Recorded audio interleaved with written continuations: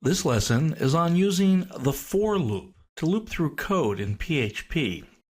Looping is something that's done when you need to have a repetitive task done over and over again.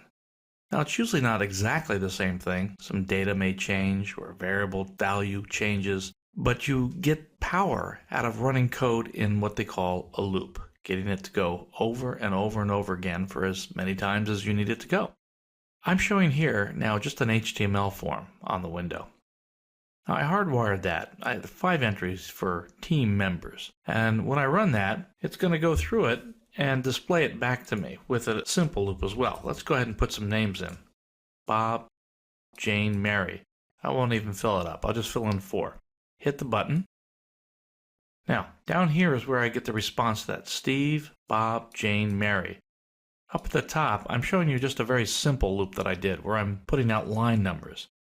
I want to show you the code. So first, we look at the HTML, and I've written 5 separate input type equals text tags. Member 1, member 2, 3, 4, and 5. I kind of hardwired it as opposed to generating this through code. But let's look at the PHP now, and we'll see how we process this using a loop. The very simple loop I wanted to show you is this is called a for loop. It begins with the keyword for, for. Now within the parentheses, I'm going to specify some conditions and some counters. But before we look at that, the whole idea of a loop is to take the code that is present between the curly braces and do it over and over again. Remember when I ran the program, we saw, let me go back to the window, line 1, line 2, 3, 4, and 5, right? Well, I didn't output those directly. No, I used a loop to get those 5 lines to print out with just a little bit of variation. Here, I printed out the literal line colon, and then this variable here called $II, and then a break, so every line didn't appear on the same line on the web page. Let's take a look at this critical information that's between the parentheses after the for loop. The $II is an index. It's basically just a counter. You could give it a more meaningful name if you'd like. It's kind of traditional to use $I or $J, and a little trick is to repeat that and have it be $II or $JJ. Because if you're ever looking for that code in a larger program, it's easier to look for that for II. You're less likely to find a random II than a random I in other text. So, I'm starting it off. The way this breaks down is there's 3 individual parts. There's the first part, second part ending with a semicolon, and the last part doesn't end with a semicolon, it just ends at the end of the parentheses. The way this is processed is the very first time code reaches this for statement, it sets $II to be equal to 1. It was just like I had done this outside of a for loop. But a for loop has special syntax, and we have to follow these little rules on how we set these things up. So this $II equal to 1 will just happen the very first time we come into the for loop, and then that never runs again. It's our initialization of the counter variable. Now, the second part says, as long as this is true, this comparison is evaluated to be true, then go ahead and do the code in the line here. So the first time, what is $II equal to? Well, it's equal to 1 because we set it to 1 just to the left of this statement. This is a comparison just like we had in an if statement. It can compare to one of 2 things. It can either be true or it can be false. No other choices.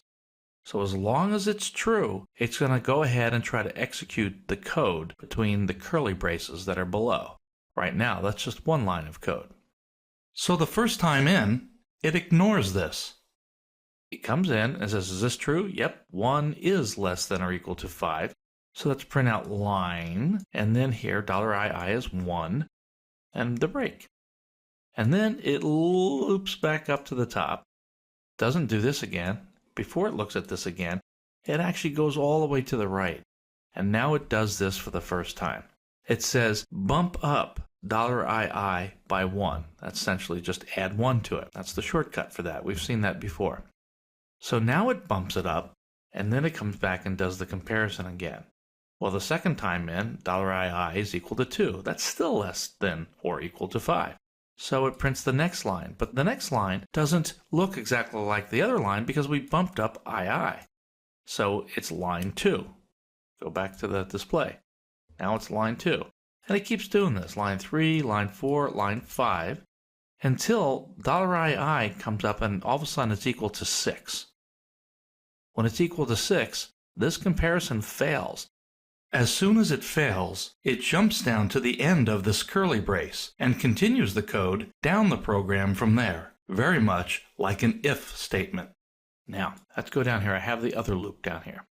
Now that I've got you up on what a for loop does, I've set up something very similar here. We're going to process those team members. I only had 5 possible team members, so I made this the same way. II is less than or equal to 5. The member name here, I created a variable called member HTML. So instead of typing in over here, next line down, instead of putting a $post for member 1 and then a $post for member 2 and member 3, and for all 5 of them, I'm using the counter variable, the $II, and appending it to the end of the word member. So the first time in, it'll be member 1, then member 2, member 3. So I don't have to keep typing that out. So I use that value that's held in here, and I pass that to the post instead. Now when you're passing a variable to the post, don't put it in quotes. If it's in quotes, especially single quotes, it won't interpolate. It won't turn it into its value. And we want it to really be member 1, member 2, and so forth. Just pretty much like we put on the HTML. Member 1, member 2. That's what we're building in this loop. We're building this name. So each time we get the post in the loop, we're getting a different thing into this $member variable. So then it prints team member is, and I decided to number. Team member 1 is whoever came back from member 1. Second time it loops through, be for member 2, for member 3, and so forth, until we're done, until II equals 6, and this quits and jumps to the end, and it's done.